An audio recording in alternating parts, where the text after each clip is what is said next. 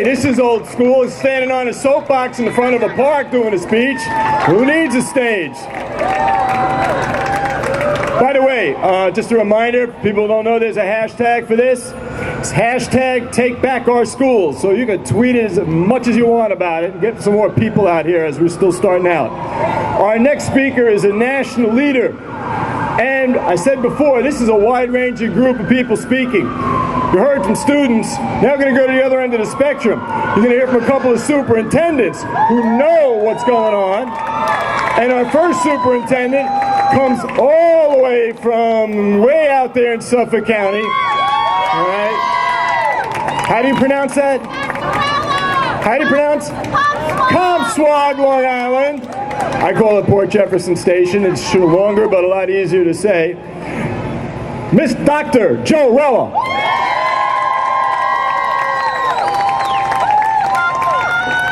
That's pretty good. Yeah. If I fall down, just stay here.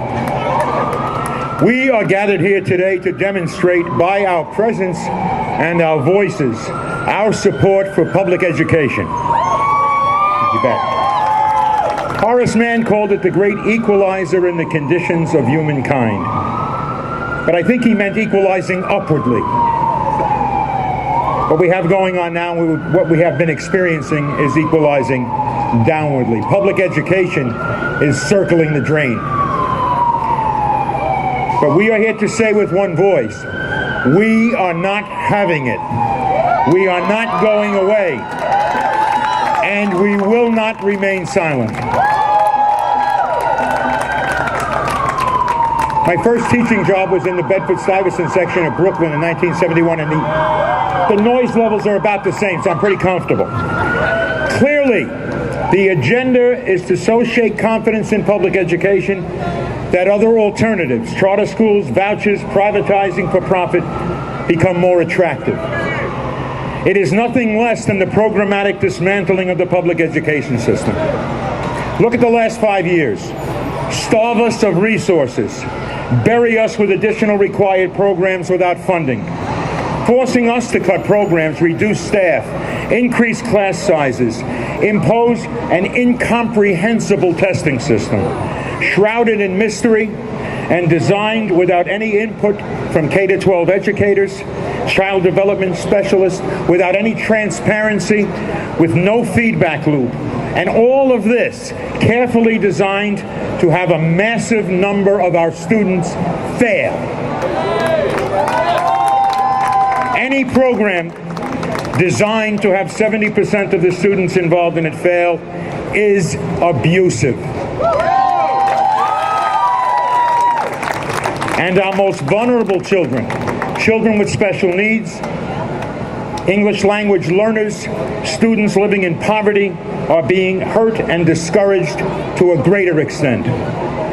I believe the measure of who we are as a people and as a society is how we treat the weakest among us. This past year, parents and educators have been writing, emailing, blogging, faxing, tweeting, calling, crying out, begging to be heard. And what has the response been? Change is hard. Change is unsettling. Raising standards generates anxiety. This is state of the art. I believe in performance. I believe in data. Thank you, brother.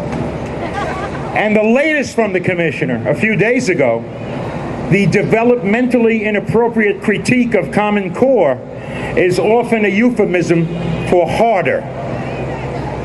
Developmentally inappropriate is the same as harder. Okay, I get it. So tomorrow afternoon, I'll take my 4-year-old granddaughter, Gianna, give her the keys to my car and go out for a Sunday drive. But Pop-Up, I can't do this. Of course you can, just try harder. But my feet don't reach the pedals. That's because you're not trying hard enough. I want you to be ready to drive. And we have to start now, or you'll never be able to drive.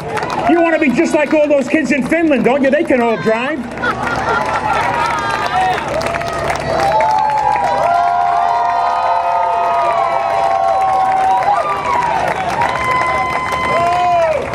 It would be a Mel Brooks film if it wasn't a tragedy, all right?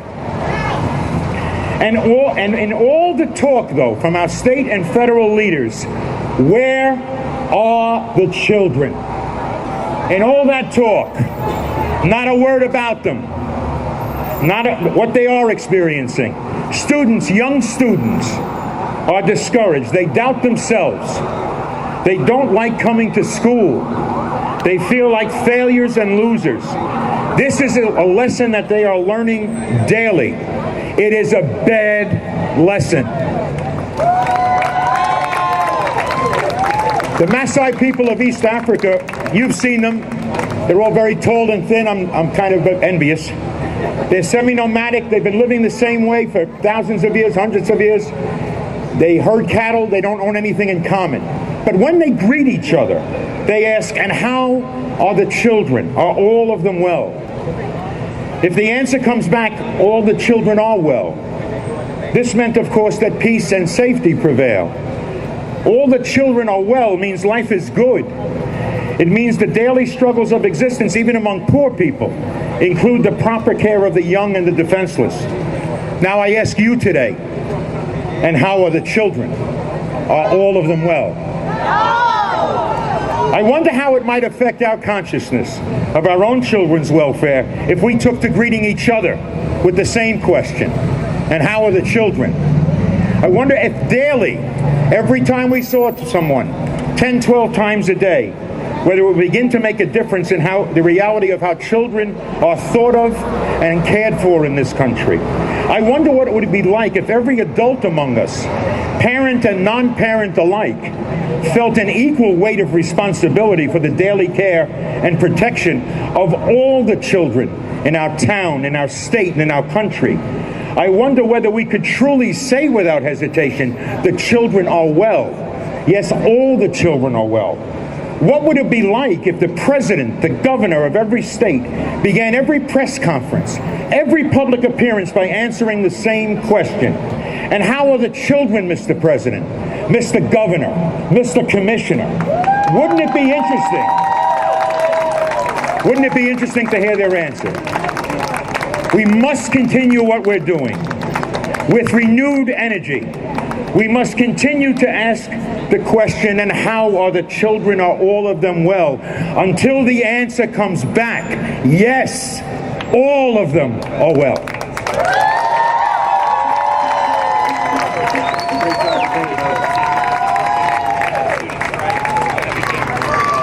That's Joe Rella. Let's hear it for Joe. Way out Long Island.